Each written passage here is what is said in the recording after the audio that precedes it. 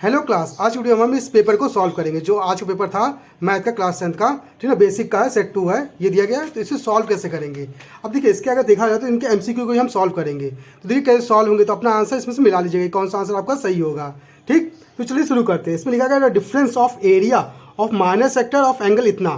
अब minor sector बोला ना, तो सेक्टर का फॉर्मूला लगाते हैं, theta upon 360 pi r square. ये लगेगा नहीं लगेगा। अब थीटा को लिख दिए 120 रखा अपॉन 360, पाई का मान 22/7 और आर का मान देखिए, आर कितना 21 है ना, तो 21 का 2 बार लिखेंगे तो 21 मल्टीप्लाई 21 होगा। अब देखिए 7 से अगर 1 कटेगा कितना आएगा, 3 आएगा। 0 कटा, 12 12 बात है 36, 3 से 3 कट गया, हाँ कि ना। अब देखो 22 21 बचा, इसको मल्टीप्लाई करेंगे तो मल्टीप्लाई करने पर आएगा 462 आ जाएगा हमारा। ठीक, पहला पार्ट हो गया। अब बोला कि करस्पॉन्डिंग मेजर सेक्टर, अब मेजर सेक्टर भी निकालना है, ठीक है, उसका जो डिफरेंस बोला उसका डिफरेंस निकालना हमको कि डिफरेंस कितना होगा। तो हमने माइनर निकाल लिया। अगर हम बड़े वाले का एरिया निकाल लेते मतलब सर्कल तो होगा ही ना, तो सर्कल का अगर एरिया निकालते हैं उसमें से इसको मास करेंगे तो हमारा मेजर का निकल आएगा, हाँ कि ना। या फिर आप फॉर्मूला यूज़ कर सकते हैं। ठीक, तो अगर इसका एरिया निकालेंगे तो इसका रेडियस भी हमको 21 दिया हुआ है, तो फॉर्मूला क्या होता है, पाई आर स्क्वायर होता है। अब देखिए पाई आर स्क्वायर में पता है कि आर की वैल्यू कितनी दी है 21, तो यहाँ रखेंगे तो पाई का मान 22/7 और 21 मल्टीप्लाई 21, 7 से काटेंगे कितना आएगा 3 आएगा, हाँ कि ना। अब इसको मल्टीप्लाई कर लेंगे तो मल्टीप्लाई करने पर कितना आएगा, 1386 आ जाएगा। ये आ गया। अब इनका डिफरेंस, अब देखिए इसका डिफरेंस निकालेंगे तो इसका डिफरेंस हमारा कितना आएगा 924 आ जाएगा। और 924 किसका एरिया होगा, आप कह सकते हैं मेजर का होगा, मेजर सेक्टर निकलेगा, हाँ कि ना। अब हमें निकालना है क्या, डिफरेंस किसके, मेजर और माइनर का।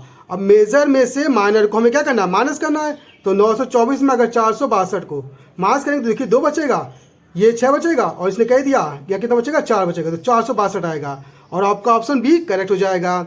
अब बात करें question number second. Question number second क्या कह रहा है, ये कह रहा है कि ये हमको एक रिकॉर्ड दिया हुआ है, इसमें बोला कि डिफरेंस निकालना upper limit of model class.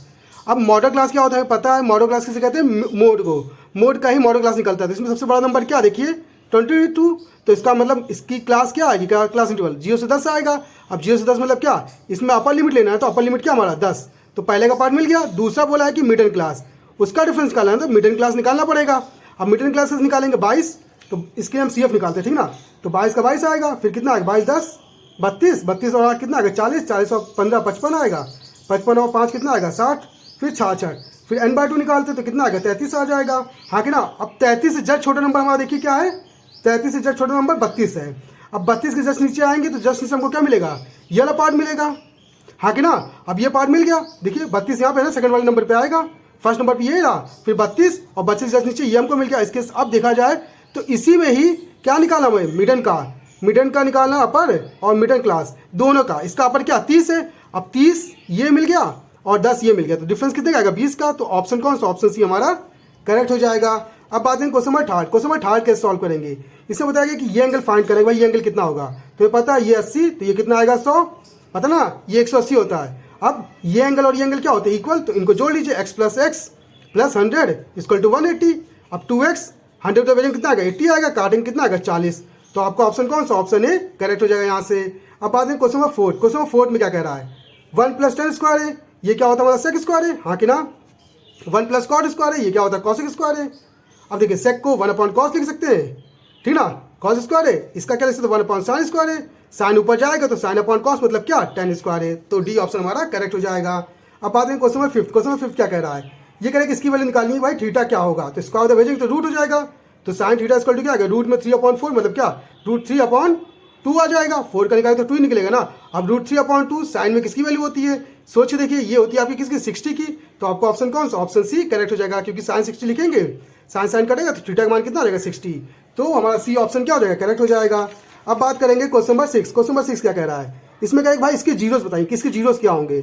Simple है, 3 को मल्टीप्लाई करेंगे किससे तो कितना आएगा 6, 2 नंबर चूज करने, जिसको मल्टीप्लाई करने पे 6 आए, माइनस करने पे क्या है 5 आए, तो हमें पता है क्या होगा 6 - 1 होगा, हाँ कि ना। अब यहाँ रख दीजिए, तो देखिए 3x² माइनस का 6 - 1 फिर x - 2, ये फॉर्मूला।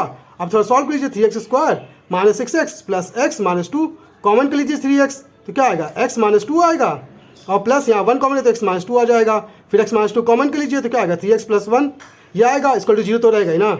20 से काटेंगे तो x की एक वैल्यू आएगी 2 आएगी, और एक x की वैल्यू क्या आएगी -1/3 आएगा, तो आपका आंसर ये होगा 2, -1/3। और ऑप्शन देखेंगे तो ऑप्शन कौन सा हमारा सही, देखिए 2, -1/3, 2, -1/3, ये रहा बी ऑप्शन हमारा क्या हो जाएगा, करेक्ट हो जाएगा। क्वेश्चन नंबर 7 देखते हैं, इसमें क्या कह रहा है कि 7√3 मीटर हाई कास्ट शैडो कर रहा, ठीक ना। अब इतनी मीटर एक पोल है वो कास्ट कर रहा है 21 मीटर क्या लॉन्ग शैडो कास्ट कर रहा है। तो देखिए ये दिया पोल, पोल की हाइट कितनी दी 7√3, कास्ट कितना बड़ा कर रहा है 21 शैडो कर रहा है। एंगल निकालना भाई कि कितना एंगल है साइन का। अब सिंपल है, हमें पता है कि एंगल निकाल tan थीटा यूज करेंगे। tan थीटा इक्वल टू क्या परपेंडिकुलर अपॉन बेस, 7 से करने कितना है 3 आएगा, 3 ये मिल गया √3/3, हाँ कि ना। अब देखिए हमें थीटा निकालना है तो और भी इसको सॉल्व करना पड़ेगा। तो अगर देखा तो नीचे अगर यहाँ 3 है तो ऊपर नीचे किससे मल्टीप्लाई करेंगे √3 से करते हैं, हाँ √3 से करते हैं। तो √3 क्या आएगा 3, नीचे क्या आएगा 3√3, 3 से 3 करेगा क्या 1/√3 इसको टू tan थीटा। अब tan में किसकी वैल्यू 1/√3 पता है हमको, tan किसकी होती है 1/√3 30 की। तो थीटा कितना आ गया हमारा 30 आ गया। और ऑप्शन कौन सा, ऑप्शन ए करेक्ट हो जाएगा। अब बात में क्वेश्चन नंबर 8, क्वेश्चन नंबर 8 क्या कह रहा है, ये कह रहा है कि एचसीएफ निकालना हमको, स्मॉलेस्ट 2 डिजिट नंबर, ठीक ना। स्मॉलेस्ट 2 डिजिट नंबर क्या होता है हमारा 10 होता है, हाँ ये हमें पता है। और स्मॉलेस्ट कंपोजिट नंबर हमें पता है 4 होता है। इनका एचसीएफ निकालना है तो सिंपल, इसका एचसीएफ क्या निकलेगा 10 का तोड़ेंगे 2 × 5, 4 को 2 × 2, एक कॉमन मिलेगा 2, तो आंसर क्या हो जाएगा 2 हो जाएगा, मतलब ए ऑप्शन करेक्ट हो जाएगा। अब बात करें क्वेश्चन नंबर 9, क्वेश्चन नंबर 9 में पूछा है टोटल सरफेस एरिया निकालना है। तो TSA formula 3πr², clear. R की वैल्यू कितनी 7 तो रख देते हैं, तो 3 पाई मल्टीप्लाई आर का मान कितना 7 × 7, 7 7 49, 49 को 3 से मल्टीप्लाई कर लेते हैं, 3 आ जाए कितना 27, 3 4 12, 12 और 1 1 14, तो 147 पाई आ जाएगा आपका आंसर। और इस तरह से बी ऑप्शन आपका क्या हो जाएगा करेक्ट हो जाएगा। अब बात है क्वेश्चन नंबर 10, क्वेश्चन नंबर 10 क्या कह रहा है, ये कह रहा है कि साइन है इक्वल टू ये दिया है तो कॉट है निकालना। तो साइन दिया ना, साइन का क्या होता है P/H, P कितना दिया 3 और H कितना दिया 5, ये 3 दिया हुआ और ये 5 दिया हुआ है, हाँ कि ना। हमें ये निकालना है, कॉट के लिए हमें पता है कॉट क्या होता है बेस अपॉन परपेंडिकुलर, तो ये हमको चाहिए तो ये हमारा कितना आएगा 4, कैसे Pythagoras theorem H² = B² + P² रखेंगे निकालेंगे आ जाएगा, ठीक ना। तो यहाँ पे देखिए बेस कितना निकला 4, परपेंडिकुलर कितना निकला 3 है, तो 4/3 मतलब कौन सा ऑप्शन बी ऑप्शन करेक्ट हो जाएगा। अब बात करें क्वेश्चन नंबर 11, क्वेश्चन नंबर 11 क्या कह रहा है, ये कह रहा है कि एक लाइन ये दी है एक लाइन ये दी है, ठीक ना।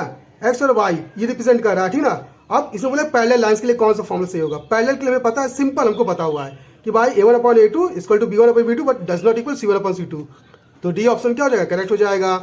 इसके बाद में क्वेश्चन नंबर 12, क्वेश्चन नंबर 12 क्या कह रहा है, ये कहिए line segment a circle of a lines intersecting a circle, एक सर्कल है एक लाइन इंटरसेक्ट कर रहा है 2 पॉइंट को, तो बताना कि एक लाइन क्या होगी। तो हमें पता है, देखने से पता चल रहा है क्या है, ये है स्केंट, इतना क्लियर, तो ए ऑप्शन हमारा करेक्ट हो जाएगा। क्वेश्चन नंबर 13, इसमें बोला कि ये और ये जो दिया है ना ये इन्फिनिटी मैनी सोल्यूशन है, तो के की वैल्यू फाइंड करना है। इन्फिनिटी का हमें पता है a1/a2 = b1/b2 = c1/c2, हाँ कि ना।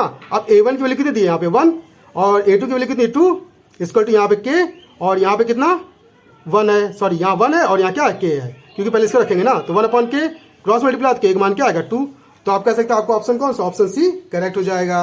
अब बात करें क्वेश्चन नंबर 14, क्वेश्चन नंबर 14 क्या कह रहा है, ये कह रहा है कि क्वाड्रिक पॉलिनोमियल है, सम ऑफ जीरो कितना दिया और प्रोडक्ट ऑफ कितना दिया 6, formula x² - some of zero कितना -5, x plus product of zero कितना दिया 6, बस सॉल्व कर लीजिए x² + 5x + 6, मतलब ये आपका आंसर होगा और ऑप्शन कौन सा ऑप्शन ए करेक्ट हो जाएगा।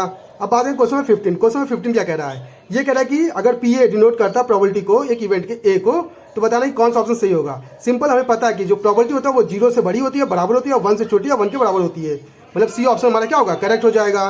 बात करें क्वेश्चन नंबर 16, क्वेश्चन नंबर 16 क्या कह रहा है, ये कह रहा है कि which of the following is quadric equation, कौन सा क्वाड्रिक इक्वेशन है जिसका रूट क्या दिया है एक -1 दिया। सिंपल कुछ नहीं करना है, इनको रख के देखना है, पता है आप रख के देखेंगे तो आपको आंसर मिल जाएगा। अगर रखने पे 0 आ रहा है, 0 के इक्वल आ रहा है वैल्यू, अगर x की वैल्यू है, क्योंकि एक तरह से ये x ही है, अगर इसकी वैल्यू आप यहाँ रखते हैं इनमें से किसी में, अगर 0 आता है तो मतलब वो उसका आंसर होगा। तो रख के देखते हैं, पहले अगर -1 रखेंगे तो 1 आएगा, प्लस का 4 आएगा और माइनस का 5, 4 1 5, सॉरी 5 4 1 5 और फिर माइनस का 5 मतलब 0, मतलब ए ऑप्शन हमारा करेक्ट हो जाएगा और बाकी कोई ऑप्शन नहीं मिलेगा, इतना क्लियर, तो ए ऑप्शन हमारा सही होगा।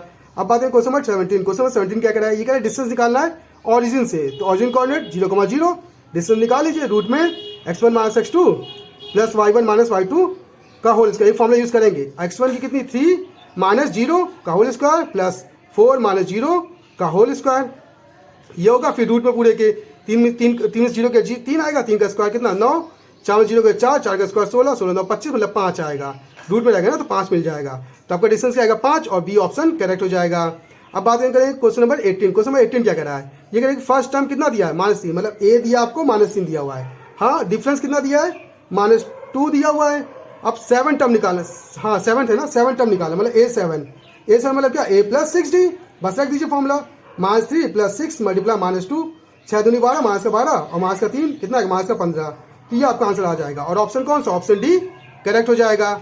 अब बात करेंगे एसेशन रीजन। भाई इसमें क्या कहा गया है, देखो पहला बोला गया है कि the point 0,4 lie on the y axis. हाँ ये बात सही है। अगर आप देखेंगे कि भाई ये वाई एक्सेस पे तो है 4, एक्स पे तो है नहीं, इसलिए एक्स का मान 0 है, तो ये बात तो सही है।